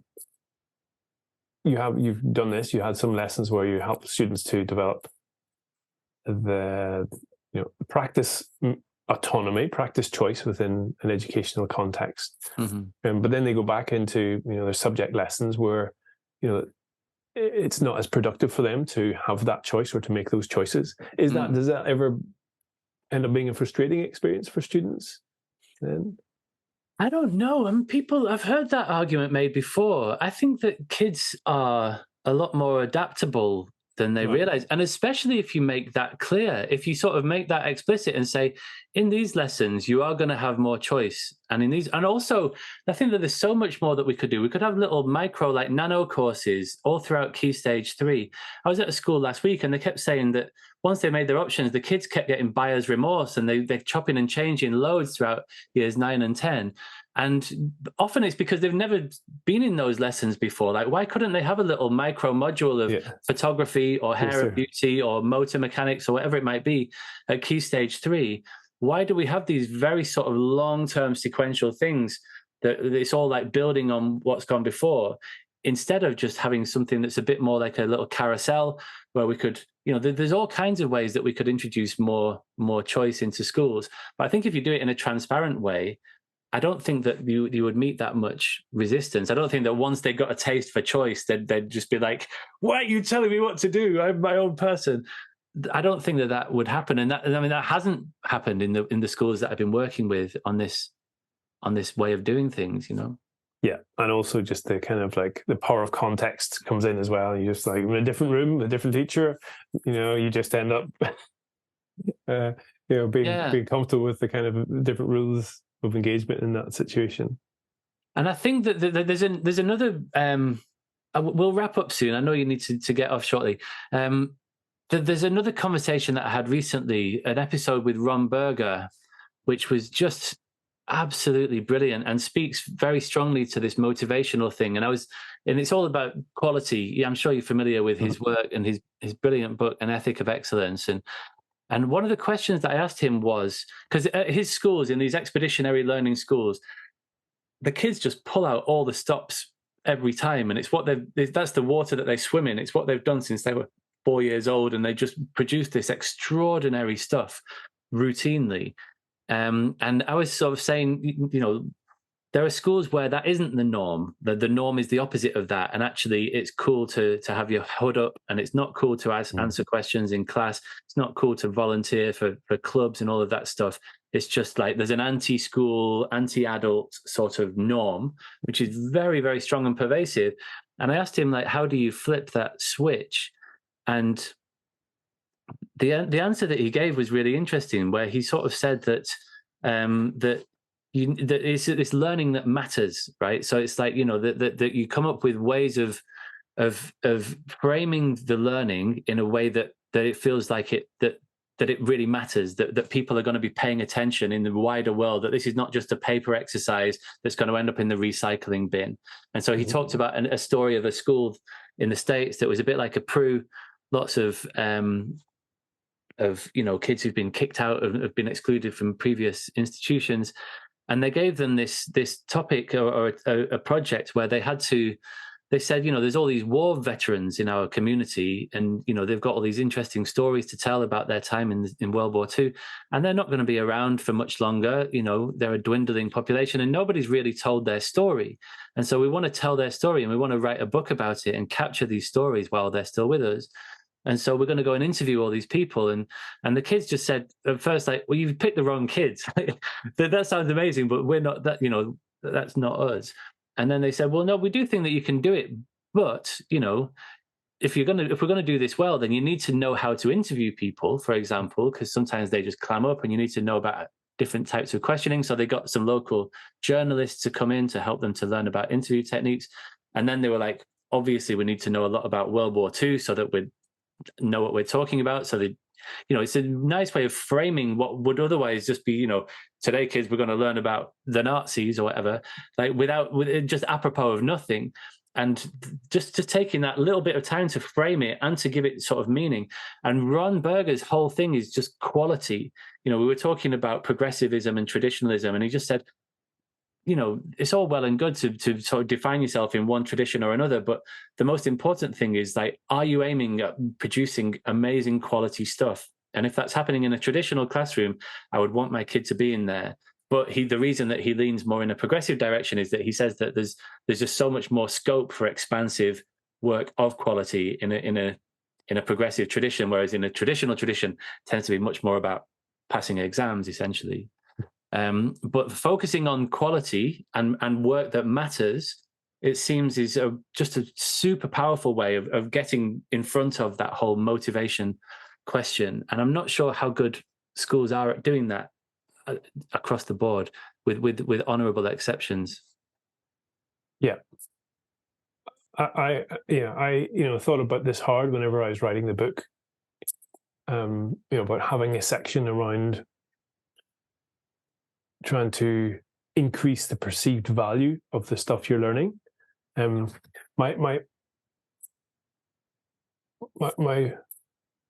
think you provided an example where that could massively increase student motivation levels. But my question is just how scalable that is, and how generic a principle that is. Can you apply it to quadratic equations as easily, and can you do it? Can you rely on it as a general principle that you can pull out for all of the stuff that your students need to learn? And I don't know, it would be great, maybe that is possible, but I just didn't want to find myself advocating for something that wasn't scalable, sustainable, I suppose. Yeah, I know what you mean, and it's an interesting question. I suppose you could turn that around and say, if you can't find a meaningful frame for teaching quadratic equations, do we need to teach quadratic equations? Well, and I know that it's on the curriculum and it's on the test, and that's why we're doing it. But it does throw that question up, doesn't it? Yeah, and it's a really important question, but the answer is not one that's all that meaningful for students. Okay, for a young, my kids, don't go to school to, have a good career in the 40s where they can help society to be better.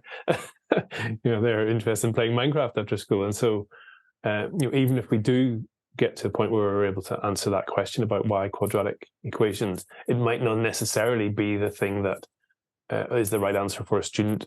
A year 8 student on a Friday afternoon, whenever they've got other things in their mind. Yeah. Okay, I think I've got one more question, but it's a big. Okay, right. So I need to get to volleyball.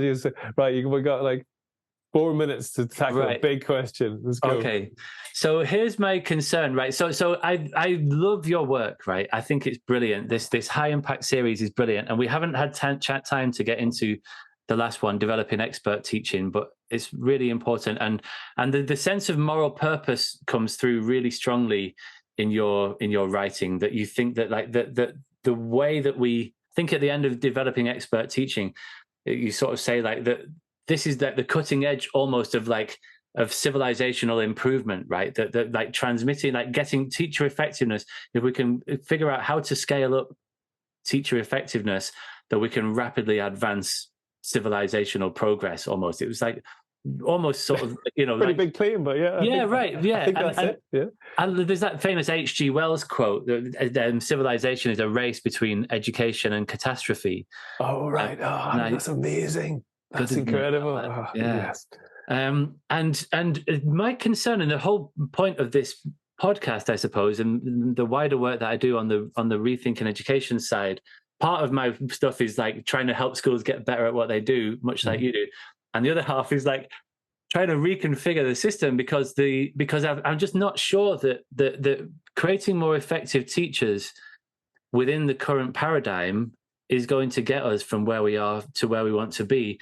Because my sort of overriding concern is that the school system undermines the development of meta motivation in all kinds of ways, but especially through mandatory testing of kids in things that we know and they know they're not very good at and that they're really struggling with. Which we talk about the forgotten third, and 1/3 of kids roughly leave school having failed maths and English, and having to resit and feeling pretty bad about themselves. And that has all kinds of knock-on effects in terms of their self-efficacy and their global self-esteem as well. And so I just wonder about, I know that lots of your work is focused in improving the system as it currently exists, but to what extent are you persuaded that this is the right system to deliver us to that point? And maybe we need to throw the net wider and to have these more searching questions about the way that this whole thing is structured. Yeah, so good question. I have some, but not highly confident, highly tightly held views on this. I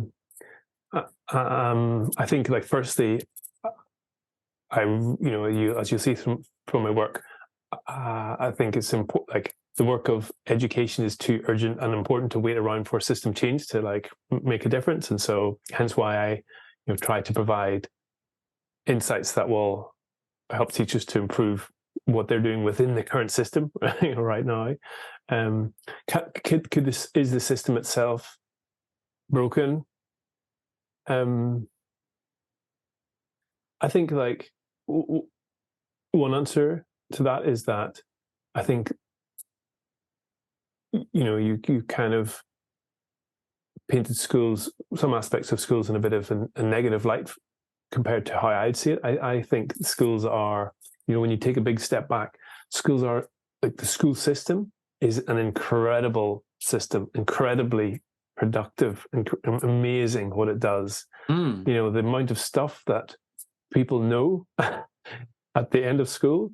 And I take your point that, you know, a lot of students don't know as much as they could, and there are some serious issues that they will leave with in terms of their feelings about the world and themselves and about education, which are not good enough.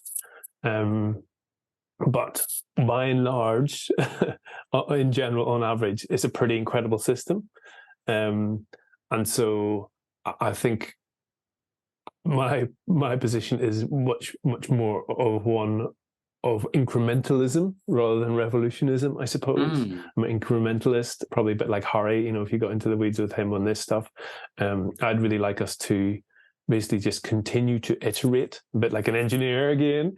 Okay, continue to iterate and refine the current system, try and optimize it, than necessarily like try to kind of start from scratch and do anything too wild.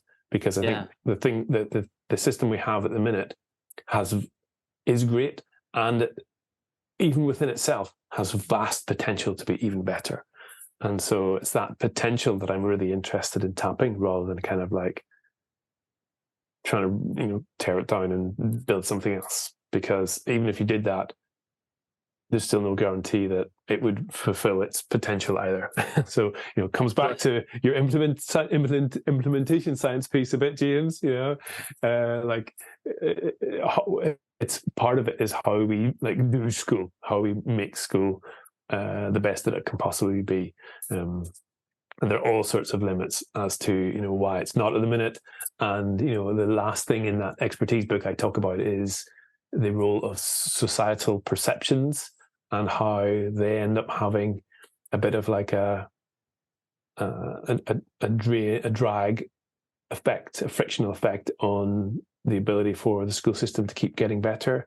You know, because everyone's been a pupil for tens of thousands of hours, and because the better a teacher is, the easier they make it look. We kind of have this like pervasive misconception across society that teaching is an easy thing. It's not a highly complex, technical, incredibly sophisticated task, and yet it is. It's incredibly technically sophisticated and challenging, and it's hugely important because its civilization rests on its shoulders. And so we kind of need to somehow get to this point where we open society's eyes to this thing, because otherwise no government is ever going to have the kind of mandate they need to invest proportionately in education.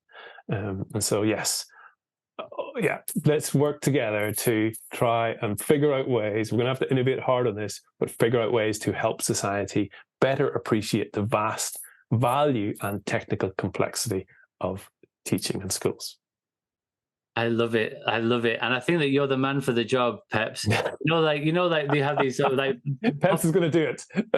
Popularizers of science, right? People writing these popular science books. I think some like I agree. There's a PR job to this, which I agree is totally important. And I would love to get you back on at some point to talk about developing expert teaching and all that entails, because it's really, really important, and it's also just like super central to much of the work that I do. And just as a final point, if I may, just want to say that like the stuff that you were saying about incrementalism, I totally agree. Like sometimes people say, oh, let's just tear the whole system down and start again, and it's just such a stupid thing to say. Like, what does that even mean? Like, that's ridiculous. I'm all about incrementalism, but I think that there's stuff that we can do on both sides of that equation of improving the system as it currently exists and reconfiguring incrementally the system at a system level. And I think that the key essentially is diversification within the system. I think that we're very one size fits all. And right. I think that we could and it was interesting. I was talking to someone in Holland this week. They said they have a very, very diverse system. There's lots of different types of schools that kids can go to, and they don't have anywhere near the absentee problem that we have currently.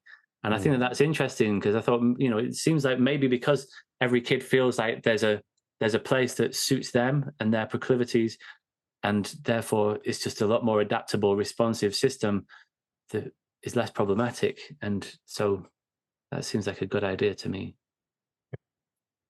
Yeah, I think there's some tensions there with like the benefits of standardization. If you think about a large system through the kind of engineering lens, something like medicine, you stand to benefit enormously from standardizing certain aspects of it, and everyone gets a better deal as a result, which ends up. But also, what you say is true, in that, like, diversity of experience means that people get a better fit. And so there's like this. One of the things we've got to do better is manage the tension between these two very important things. It's like, maturing a highly complex system is not an easy thing to do, because you have to grapple with really hard questions like this. But I got to go to volleyball now, so I'm going to stop thinking about this. Yes, I will delay you no longer. Thank you so much, Peps, for taking the time. I really enjoyed speaking with you. I really enjoyed diving back into some of these books, reading all 4 of them this week. I heartily recommend them, especially the last two. The last 2 are absolute belters, and I recommend Evidence Snacks. It's brilliant, and I look forward to seeing what you do next. Very kind of you. Thank you for having me on. And I too look forward to your forthcoming book on implementation science. Look forward to reading that and seeing what you have to say about that stuff, because I reckon that's a pretty important piece of the puzzle. All right, mate. Have a good evening, and goodbye, everyone. Have a good day. We have a narrow curriculum which squeezes out the arts. So let's rethink education. There is a lack of imagination and not enough fun. So let's rethink education. Children should be self-directed, showing us their way. Let them lead. Transferable skills should be the core of what we teach. Learn for life.